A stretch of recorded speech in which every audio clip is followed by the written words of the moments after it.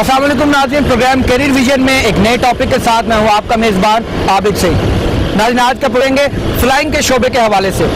इस शोबे में एक जानिब अगर सनसनीखेज़ी है तो दूसरी जानिब एक बहुत बड़ी रिस्पॉन्सिबिलिटी भी।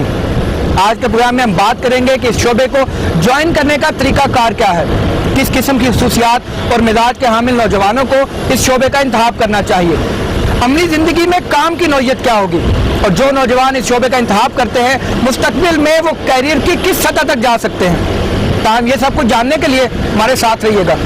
खुली फिजाओं में परिंदों की तरह परवाज करना एक सनसनीखेज तजर्बा होता है, इसीलिए नौजवान इसे बतौर शौक अपनाते और फिर जिंदगी गुजारने का जरिया बना लेते हैं। दुनिया के एक कोने से दूसरे कोने तक का सफर, मुख्तलिफ तरह के लोगों से मिलना बिलाशुबा जवान साल लड़के और लड़कियों के लिए जबरदस्त कशिश रखती है। फिजा में मुसाफिरों की खिदमत और मेहमानदारी, खतरात और हंगामी हालात से मुकाबले के साथ साथ एहसास जिम्मेदारी इस शोबे की अव्वलीन तरजीहात हैं। फ्लाइंग का शोबा बड़ा इंटरेस्टिंग शोबा है। इससे एक तो ये है कि हमें मौका मिलता है बहुत मुल्क देखने का, डिफरेंट किस्म के लोगों से मिलने का, एक्सपोजर टू डिफरेंट कल्चर्स, तो बहुत ही वाइड आप आदमी ग्रो कर सकता है इसमें। पाकिस्तान में पायलट बनने के लिए आपकी मिनिमम एजुकेशन क्वालिफिकेशन जो है वो एफएससी होनी चाहिए और जो साइंस के सब्जेक्ट्स में हो।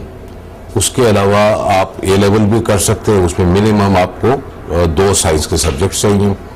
उसके बाद आप सीपीएल और आईआर करते हैं जो सिविल एविएशन की रिक्वायरमेंट है। सीपीएल की रिक्वायरमेंट में 200 घंटा फ्लाइंग एक्सपीरियंस है जो आप किसी भी फ्लाइंग स्कूल से कर सकते हैं। और उसके अलावा आप रिटन टेस्ट देते हैं और रिटन टेस्ट दे के आपको एक लाइसेंस मिल जाता है जिसकी बिना के ऊपर आप किसी भी एयरलाइन में एज अ पायलट ज्वाइन कर सकते हैं। जनरली सिलेक्शन पहले उनका एक रिटन टेस्ट होता है, उसके बाद इनकी एक साइको एनालिसिस की जाती है, उसके बाद इनका मेडिकल होता है और फिर पायलट्स के लिए एक फ्लाइंग टेस्ट किया जाता है। उसमें से जो कैंडिडेट शॉर्ट लिस्ट होते हैं उनको एज पर रिक्वायरमेंट इंडक्ट किया जाता है। डिफरेंट एयरलाइंस की डिफरेंट रिक्वायरमेंट्स हैं। पीआईए में एक लड़की की हाइट जो है वो 5 फीट 2 इंचेस होनी चाहिए। हर education qualification should be intermediate and her weight should be proportional to her height.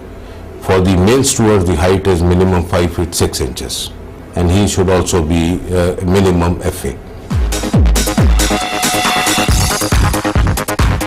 ऐसे नौजवान लड़के और लड़कियां जिनको बुलंदी से मोशन सिकनेस, यानी सफ़र के दौरान बहुत सारे लोग होते हैं जिनको मोशन सिकनेस होती है उससे, या एक बंद जगह पर रहने से परेशानी होती है जिसे आप क्लॉस्ट्रोफोबिया कहते हैं या वर्टिगो कहते हैं। ये सारी चीज़ें अगर वो फील करता है अपनी नॉर्मल ज़िंदगी में तो उसको एक प्रोफेशन की तरफ नहीं आना चाहिए। जो सबसे इम्पोर्टेंट बात है, हेल्थी बॉडी, इंटेलिजेंट माइंड और एक्टिव पर्सनालिटी, प्रोएक्टिव होना चाहिए। उसमें क्वालिटीज़ होनी चाहिए विट और विजडम की, और उसका बहुत हाई स्टैंडर्ड होना चाहिए पेशेंस का, और बहुत हाई स्टैंडर्ड होना चाहिए उसके अंदर गैर मामूली सूरत हाल से निपटने की सलाहियत। ये सारी क्वालिटीज़ हैं और ये सारी जज होती हैं।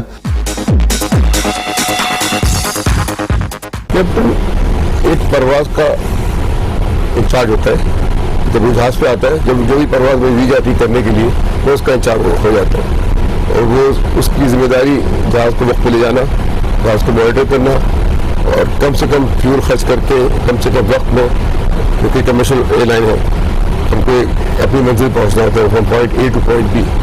इसके साथ साथ कॉकपिट की मैनेजमेंट और जहाज की पूरी ओवरऑल मैनेजमेंट। एक सीनियर पर्सन होता है जो जहाज के टाइमिंग का इंचार्ज होता है, but everybody is under the command of captain. उसको जो प्रॉब्लम है उसको मुझे एड्रेस करना होता है, मगर उसके साथ साथ मुझे कॉकपिट को भी देखना होता है और ओवरऑल इंचार्ज और एडमिनिस्ट्रेटर करना चाहिए कप्तान को। और अब तो कप्तान की जगह टर्म यूज होती है बुक्स के अंदर CM1 और CM2, cockpit manager 1, cockpit manager 2, ये बेसिकली मैनेजिंग द फ्लाइट। कोई जहाँ पे इमरजेंसी उसका डिसीजन लेना कि कोई बीमार हो गया तो सोचना कि कहाँ जाऊँ, उसका तयन करना, किस जगह आके लैंड करूँ, तो इस किस्म के फैसले करना, फिर फ्यूल को मद्देनजर रखना होता है, मौसम को देखना होता है, ये सब चीज़ें कप्तान फैसले करता है। और इस सिलसिले में अपने मुआविन आवाज से भी डिस्कस करता है, जो उसको को पायलट या फर्स्ट ऑफिसर कहते हैं। फर्स्ट ऑफिसर बेसिकली एक कैप्टन इन द मेकिंग होता है। वो अपना करियर शुरू, जो भी पायलट शुरू करता है करियर, फर्स्ट ऑफिसर के तरह से शुरू करता है और सारे काम वो उधर से ही सीखता है। उसका पहला काम होता है कि वो आके जहाज़ को चेक करता है, बाहर से जहाज़ चेक करता है, फ्यूल चेक करता है जहाज़ का, वेदर चेक करता है जहाँ वो जा रहा है, जहाज़ की किताबें चेक करता है, उसकी इंजीनियरिंग मेंटेनेंस पोजीशन चेक करता है कि जहाज़ में कोई मसला तो नहीं।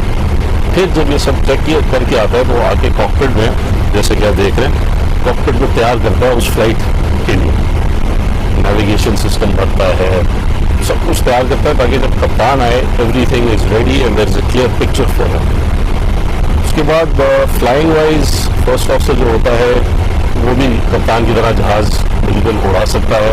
इन case of emergency, God forbid, he can fly the plane alone as well. But all the big decisions जो होती हैं वो कप्तान लेता है, लेकिन वो फर्स्ट ऑफिसर को डिसीजंस लेने देता है ताकि वो भी सीखे और एक दिन कप्तान बनने के लिए खुद ही डिसीजंस लेने के लिए तैयार हो।